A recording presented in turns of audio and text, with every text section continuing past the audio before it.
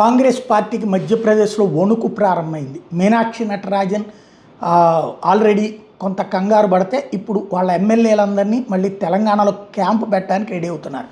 ఎందుకంటే బీజేపీ నిన్నటి వరకు ఇద్దరు అభ్యర్థులనే అధిష్టానం ఖరారు చేసింది.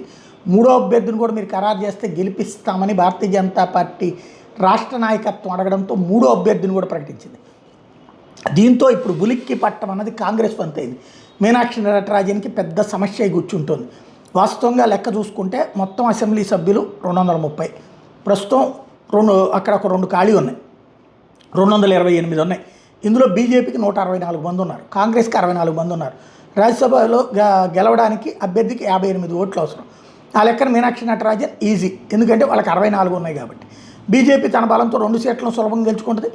దానికి అవసరమైన 116 ఉన్నాయి, ఇంకా 48 ఓట్లు మిగిలిపోతాయి బీజేపీ దగ్గర.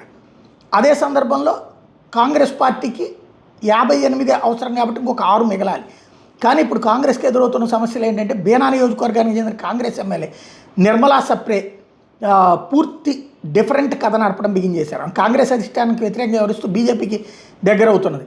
విజయపూర్ నియోజకవర్గానికి చెందిన ఎమ్మెల్యే ముఖేష్ మల్హోత్రా కూడా టెక్నికల్ కారణాలతో ఆయన ఓటేయడానికి వీల్లేదని తేలింది. దీంతో కాంగ్రెస్కి 64 నుంచి 62 తగ్గిపోయేది. ఇకపోతే ఈ ప్లేస్ ఇంకొకటి దాదాపు 9 నుంచి 10 మంది ఎమ్మెల్యేలు బీజేపీతో టచ్లో ఉన్నారన్నటువంటి ప్రచారం జరిగింది. మూడో సీటు గెలవడానికి బీజేపీకి 58 ఓట్లు అవసరమైతే ఇప్పటికే బీజేపీ దగ్గర 48 మిగిలిన ఇంకో 10 ఎక్స్ట్రా కావాల్సి ఉంటుంది.